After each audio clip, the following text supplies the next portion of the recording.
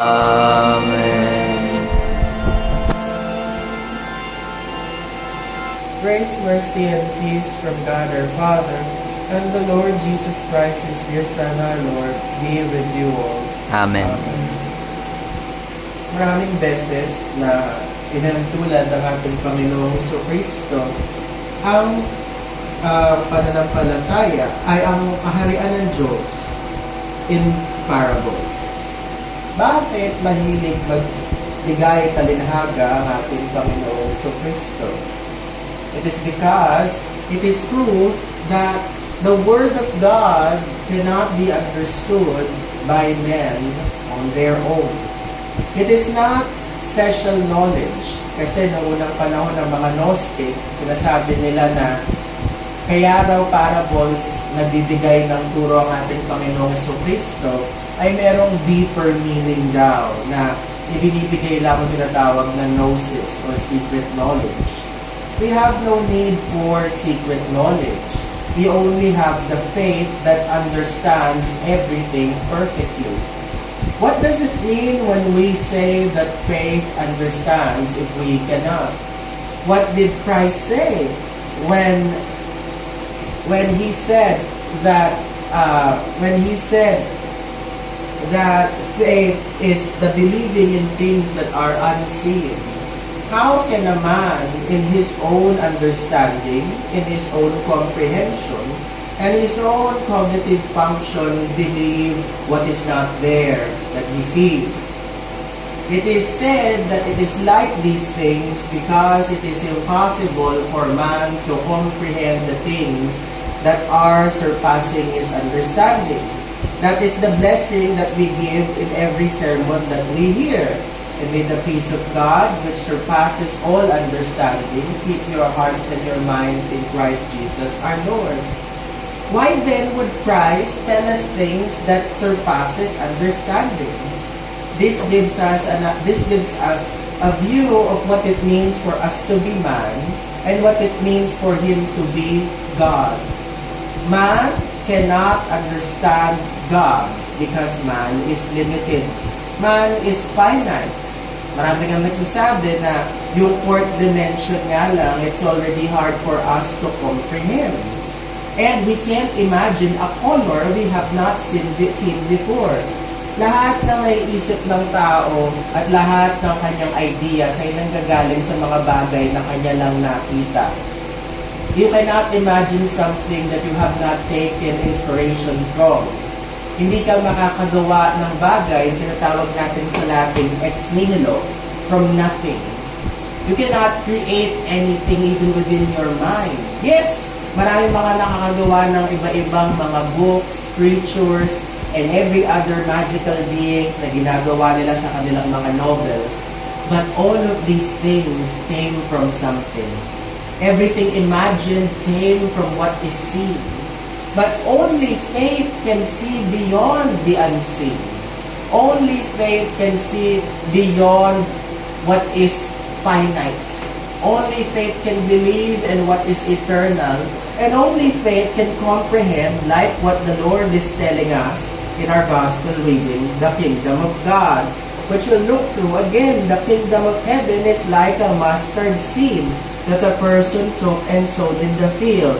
It is the smallest of all seeds, yet when full grown, it is the largest of plants. And how does a tree grow?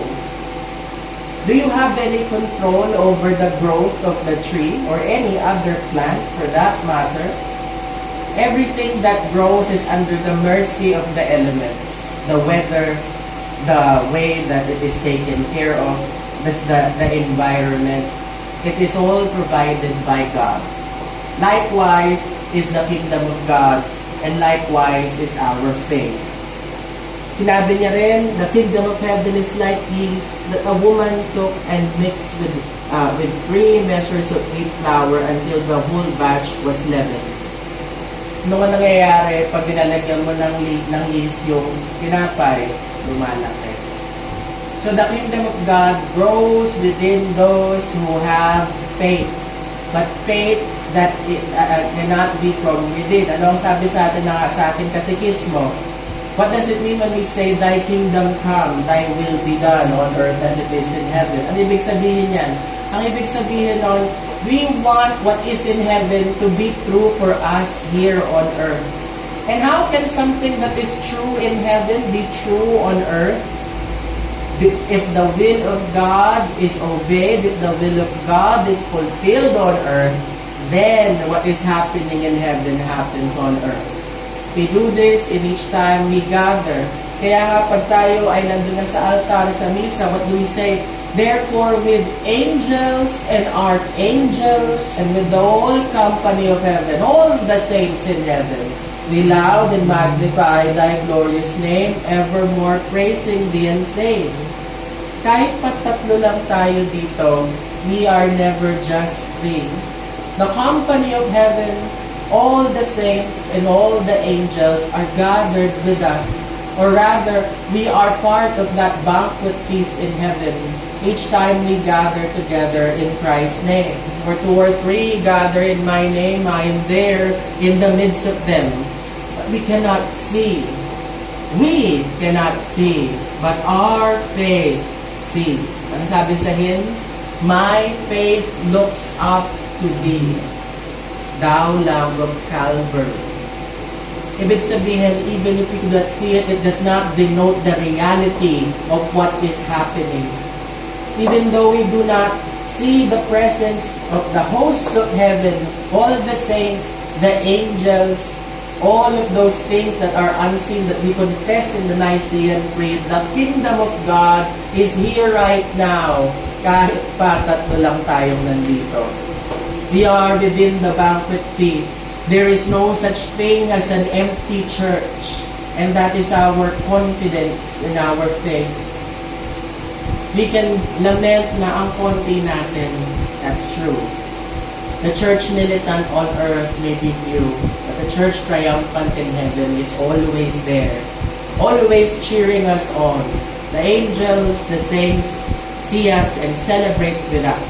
We may not be able to talk to them or speak to them, but they are one with us, for there is one God, one Christ, and one body, which we are part of. We don't know kung gaano karami ang tunay na naniniwala at nananampalataya sa mundo. Either way, we are one with them because we are of one body. We are of one Savior. We are of one Christ, and we are of one kingdom. And that is why we have that confidence.